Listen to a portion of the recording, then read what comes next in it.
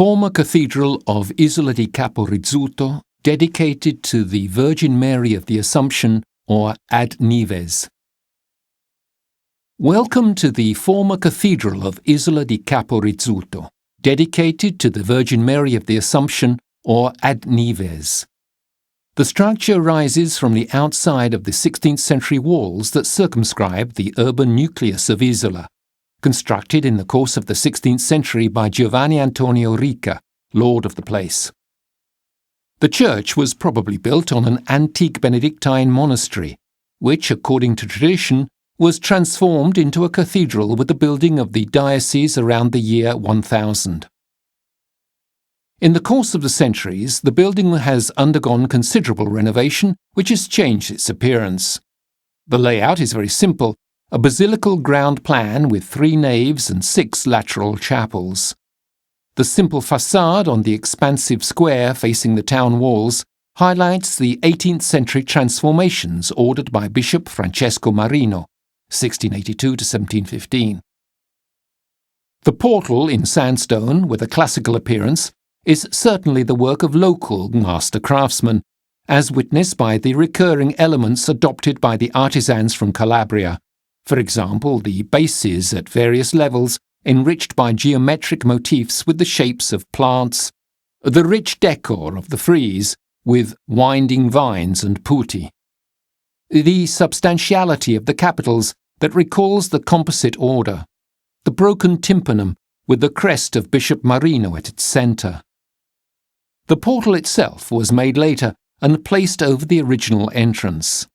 This appears clear from both the previously described decorative motifs and from the out-of-axis oculus, perfectly centred with respect to the facade. At first sight, the church appears to be without a bell tower. In the 18th century was felt the need to have one, and the last bishop at the head of the Diocese of Isola, Michelangelo Monticelli, restored and modified the 16th century guard tower, built by Bishop Caracciolo, enriching it with 2 small and 2 big bells.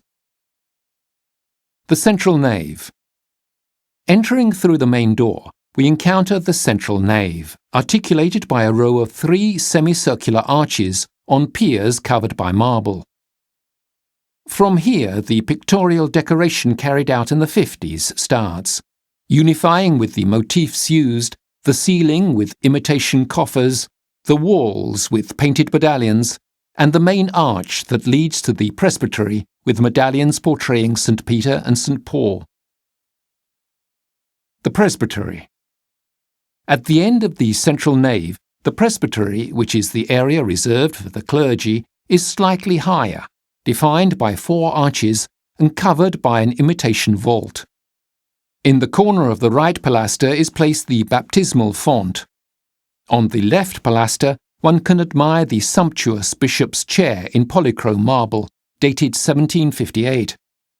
It was commissioned, as we see from the crest, by the Bishop Giuseppe Lancellotti, 1749 to 1766, who also commissioned the main altar and the altar of the Chapel of the Holy Sacrament.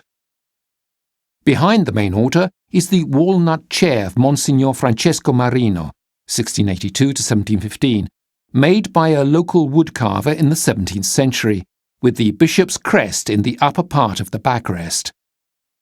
The right nave. Passing through the first arch on the right, near the baptismal font, we find ourselves in front of the first chapel of the right nave.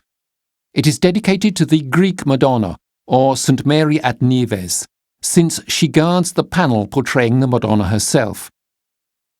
Frangipane, in his inventory of 1933, defined the work as the painting with a golden background in the Byzantine manner, revised in various parts. The panel was attributed to a 16th century Cretan Venetian painter and placed by the professor of medieval art Didario in the area of Andreas Rizzuto. The image follows a consolidated iconography widespread in Calabria. The Virgin Mary, similar to the Eloisa, holds on her left arm her son, who leans his face on his mother's face. These figures emerge from the gold background, together with the angels high up on the sides, under which there are short Greek inscriptions. Around the middle of the 19th century, the chapel was adorned and furnished by the Baracco family, purchaser also of the polychrome marbled altar which is in the chapel. Every year on the first Monday of May, there is the Feast of the Greek Madonna, with a procession which leaves from the former Cathedral of Isola and arrives at the sanctuary of Capo Rizzuto, also dedicated to the Greek Madonna.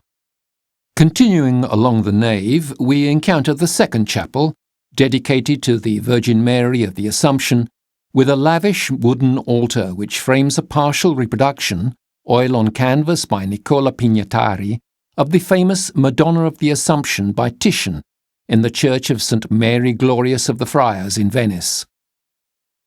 The last chapel is the one dedicated to St. Nicholas, which has a reproduction Baroque altar, but with original pedestals from the 16th century, supporting the crest of Monsignor Caracciolo.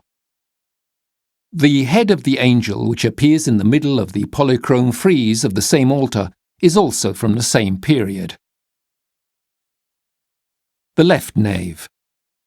The Chapel of the Rosary, which dates back to the time of Monsignor Caracciolo, Bishop of Isola from 1562 to 1605, is the first that we encounter in the left nave, and was realized in 1582 in honor of Giovanni Coccinella, vicar of the diocese, as the epigraph on the left wall of the chapel reminds us.